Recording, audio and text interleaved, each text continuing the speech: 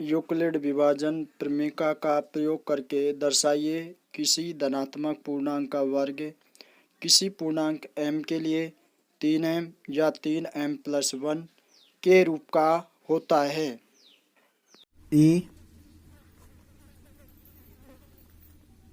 ए कोई धनात्मक पूर्णांक है जहाँ b बराबर कितना है 3 है, जहाँ b बराबर 3 है। तो देखिए माना a कोई धनात्मक पूर्णांक लेंगे और जहाँ पर b बराबर कितना है 3 है।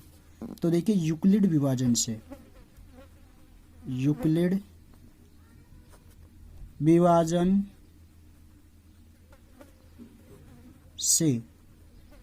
तो यूक्लिड विभाजन से देखिए a बराबर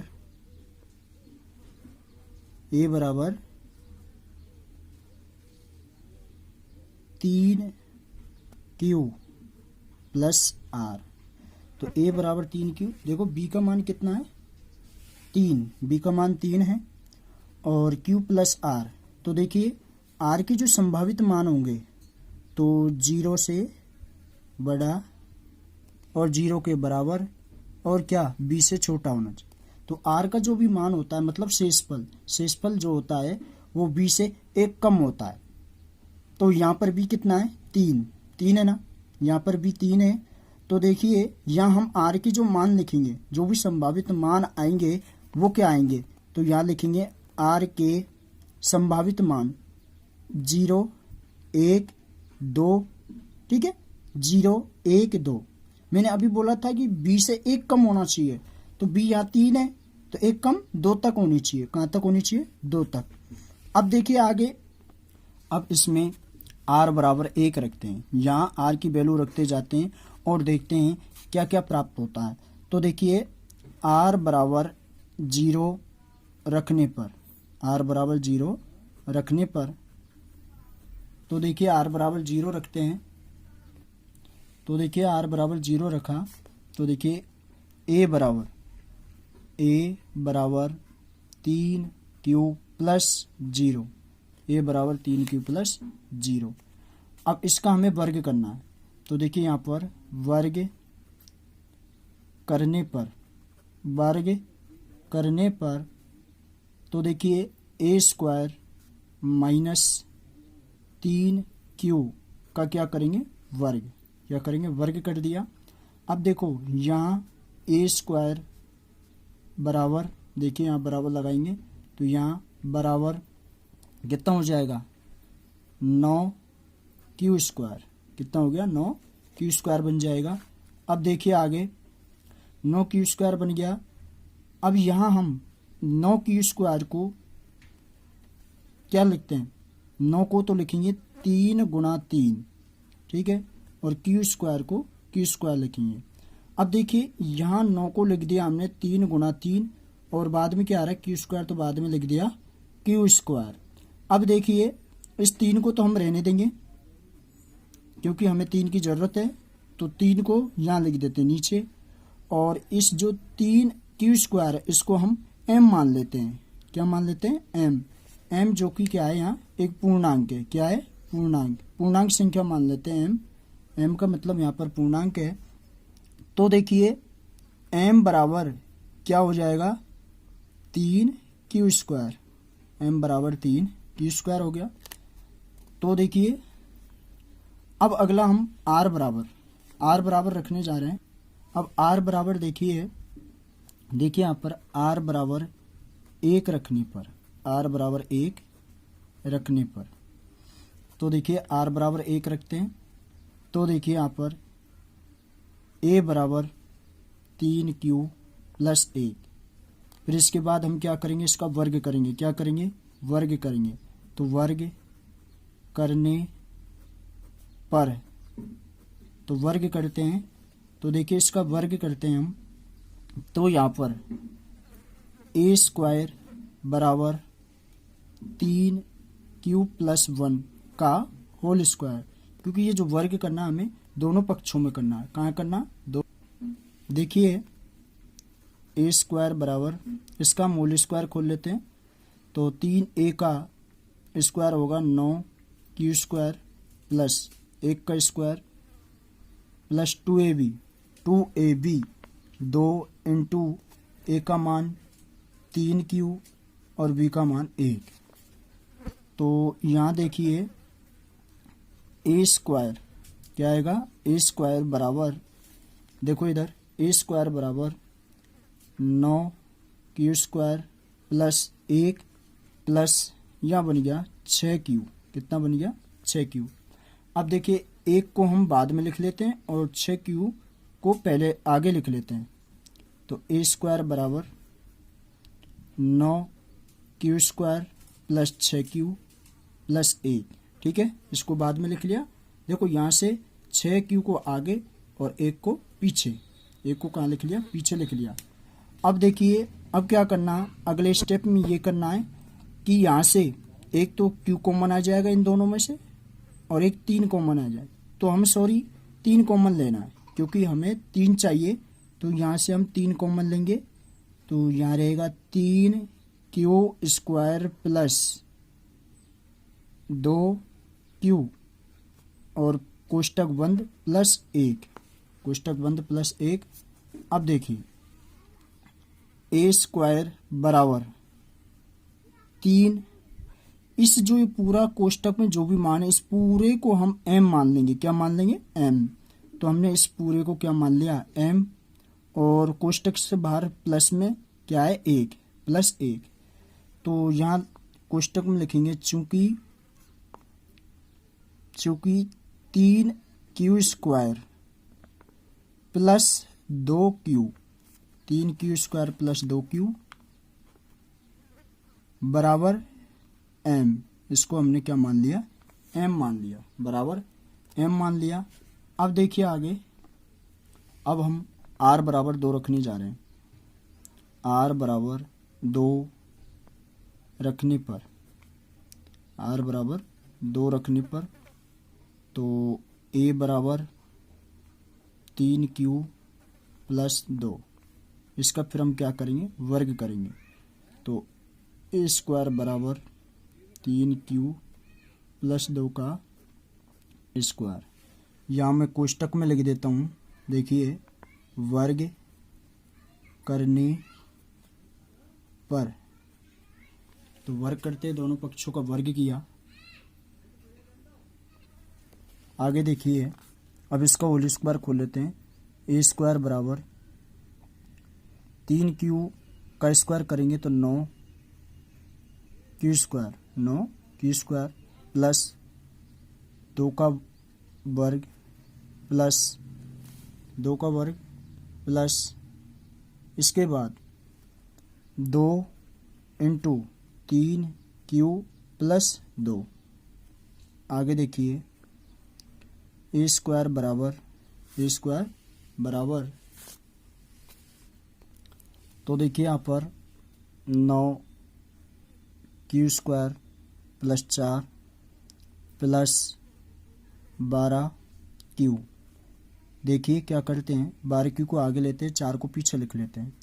तो 9q स्क्वायर प्लस 12q जो है इसको यहाँ लिख लो, 12q प्लस कितना? 4। अब क्या करते हैं, इन दोनों में से कॉमन ले लेते हैं। इन दोनों में से क्या करते हैं? कॉमन ले लेते हैं। तो कॉमन लेंगे, देखिए इधर a बराबर, तो कॉमन लिया यहाँ पर 3 कॉमन आ गया, q तो यहाँ पर आएगा 3q स्क्वायर प्लस 4q कोष्टक बंद प्लस 4। अब देखिए जो कोष्टक में जो भी मान है उसको हम पूरे को क्या मान लेंगे? m। इसको हम m मान लेते हैं। तो m प्लस 4 क्या आ गया? m plus 4।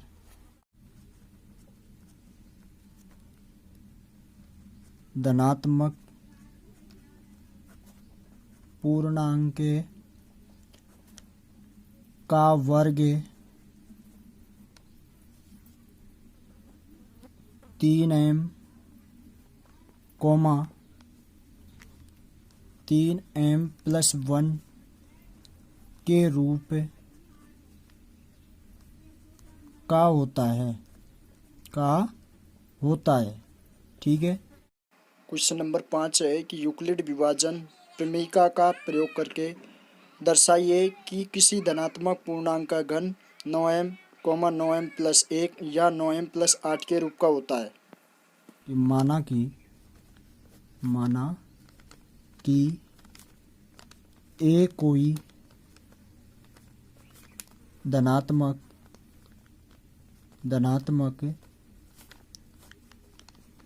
पूर्णांक है। ए कोई धनात्मक पूर्णांक है जहाँ b बराबर 3 है। जहाँ b बराबर कितना लेंगे? 3, क्योंकि जब हम 3 का घन करेंगे तो क्या आएगा? 27, और 27 को हम क्या लिख सकते हैं? 3 गुणा 9, और 9 को हम क्या मान लेंगे? m। तो ठीक है, इसलिए b बराबर 3 लेना जरूरी है। ठीक है। अब देखिए यहाँ पर यूक्लिड विभाजन से इसको हल करेंगे। तो देखो, यूक्लिड विभाजन प्रमेय से यूक्लिड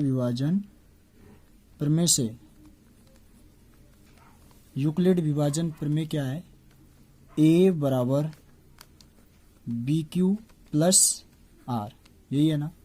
तो देखिए a बराबर b की जगह 3, q प्लस R, और R की जो वैल्यू है वो 0 से बड़ी और 0 के बराबर, और b से कितना छोटा? b से 1 कम, मतलब b से 1 कम होना चाहिए। तो अब देखिए R की संभावित जो मान आएंगे, R बराबर 0, 1, 0,1, 2।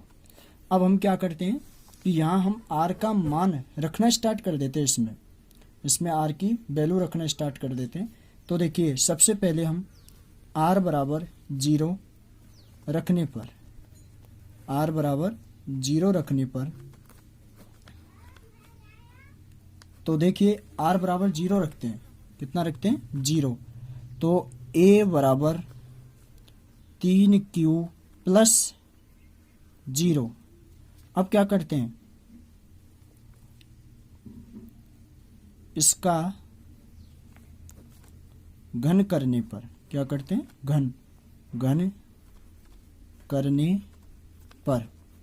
तो देखिए इसका हम अब घन करेंगे, इस समीकरण का क्या करेंगे? घन। तो देखिए घन करते हैं, a की घात 3 बराबर इधर 3q की घात 3। ठीक है, 3q की घात 3 कर दिया। अब देखिए आगे a की घात 3 बराबर 3 का क्यूब करेंगे तो कितना आएगा? 27। 3 गुणा 3 करेंगे तो कितना आएगा? 27। और इसके 3 गुणा 3 करेंगे 27 आएगा, और क्यू के ऊपर भी घात कितनी आएगी? 3। कितनी आएगी? 3। अब 27 को हम देखिए क्या लिखेंगे? 27 को लिखेंगे 3 गुणा 9, 3 गुणा 9 क्यू, 9 क्यू, या फिर हम इसको ऐसे लिख सकते हैं, 3 की a की घात 3 बराबर ऐसे लिख सकते हैं 9 गुणा 3 क्यू की घात 3, ऐसे भी लिख सकते हैं। तो हमें किसकी जरूरत है? 9 की जरूरत है। किसकी? 9 की। तो देखिए a की घात 3 बराबर 9, 9 का 9 और गुणा क्या करते हैं? 3q की घात 3 को हम m मान लेते हैं। क्या मान लेते हैं? m। इसको हमने m मान लिया। क्या मान लिया? m मान लिया। तो यहाँ लिखेंगे कोष्टक में, चूंकि m बराबर 3q की घात 3, m बराबर 3q की घात 3। अब r बराबर 1 रखने पर, r बराबर 1 रखने पर, तो a बराबर 3q प्लस 1, a बराबर 3q प्लस 1। अब इसका क्या करते हैं, घन करने पर इस समीकरण का हम क्या करते हैं, घन। तो देखिए इस समीकरण का घन करते हैं, तो देखिए a की घात 3 बराबर 3q प्लस 1 का होल क्यूब, क्या हो जाएगा, होल क्यूब हो जाएगा। तो a की घात 3 बराबर, यहाँ हम होल क्यूब करेंगे तो देखिए, तो वो सर्व समीकरण लगाएंगे a प्लस बी की घात a प्लस बी का होल क्यूब, वो वाली सर्व समीकरण लगाएंगे। तो देखिए 3q का क्यूब प्लस 1 की घात 3 प्लस 3ab, 3 गुणा 3q प्लस 1 कोष्टक a plus B 3q plus 1। अब देखिए इसको आगे हल करते हैं, a की घात 3 बराबर, देखिए यहाँ बनेगा 3 पे घात 3 तो ये हो जाएगा 27 और q पे घात 3 तो 27 q की घात 3 प्लस 1 की घात 3 करेंगे 1 ही आएगा, प्लस इसको करेंगे 9q कोष्टक 3q प्लस 1 बराबर aq बराबर 27 q की घात 3 प्लस 1। 9 को अंदर गुणा कर दो, 9 को अंदर गुणा करते हैं तो देखिए यहाँ आएगा 9 तिया 27 q की घात 2 प्लस 9q, ये आ गया। अब एक को हमें पीछे लिखना है, कहाँ लिखना है, पीछे ले जाना, और ये दो जो मान हैं 27 q स्क्वायर प्लस 9q इसको आगे ले लेना है। तो 27 देखिए इधर 27 q की घात 3, 27 q की घात 3 plus 27 q square plus 9q plus 1। अब क्या करते हैं, इन तीनों में से हम क्या करते हैं, 9 कॉमन ले लेते हैं, क्या ले लेते हैं, 9, तीनों में से यहाँ तक 9 कॉमन लेंगे तो 9 कोष्टक 3q की घात 3 plus 3q square plus q plus 1। अब जो कोष्टक में जो मान दे रखा है, कोष्टक में जो भी मान दे रखा है उस सब को हम m मान लेते हैं, क्या मान लेते हैं, m। तो a की घात 3 बराबर 9, इस पूरे को हमने क्या मान लिया, m मान लिया है, m प्लस 1, ठीक है। अब अगला जो मान रख, अब की बार r बराबर 2 रखते हैं, r बराबर 2 रखने पर, तो r बराबर 2 रखते हैं तो देखिए a बराबर 3q प्लस 2 रख दिया, r की जगह 2 रख दिया। अब इसका हम घन करेंगे, क्या करेंगे, घन करने पर, तो घन करते हैं a की घात 3 बराबर 3q प्लस 2 की घात 3, 2 की घात 3 हो गया। अब देखिए 2 की घात 3 तो a की घात 3 बराबर जहाँ हो जाएगा, यहाँ सर्व समीकरण लगाएंगे, a प्लस v का होल क्यूब बराबर होता है a cube plus b cube plus 3ab कोष्टक a plus b, ठीक है। तो देखिए 3q का घात 3, 3q की घात 3 प्लस 2 की घात 3 plus 3ab 3q into 2 कोष्टक 3q plus 2। अब देखिए आगे a की घात 3 बराबर 3 की घात 3 करेंगे तो कितना आएगा 27 और q की घात 3 बराबर q की घात 3 प्लस 2 की घात 3 करेंगे 8 प्लस देखिए यहाँ पर 3 गुणा 3q करेंगे तो 9q गुणा 2 18q, कितना हो गया 18q कोष्टक में लिखना है 3q प्लस 2। अब 18q को हम कोष्टक के अंदर गुणा करते हैं, क्या करते हैं, कोष्टक के अंदर गुणा, प्लस 8 प्लस 18 को अंदर किया तो 18 × 54 q स्क्वायर प्लस 18 × 2 = 36 q। अब क्या करते हैं कि जो 8 है ना, ये 8, इसको लास्ट में पहुंचा देते हैं और इन दोनों मानों को पहले लिख लेते हैं। तो 27 क्यू की घात 3 plus 54 Q square plus 36 Q plus 8। तो अब देखिए यहाँ पर ए की घात 3 बराबर, यहाँ से हमें 9 कॉमन लेना है। इन तीनों पदों में से हमको क्या लेना है? 9 कॉमन। 9 कॉमन लेंगे तो यहाँ आएगा 3 क्यू की घात 3 plus 6 Q square plus 4 Q कोष्टक बंद प्लस 8। अब देखिए आगे,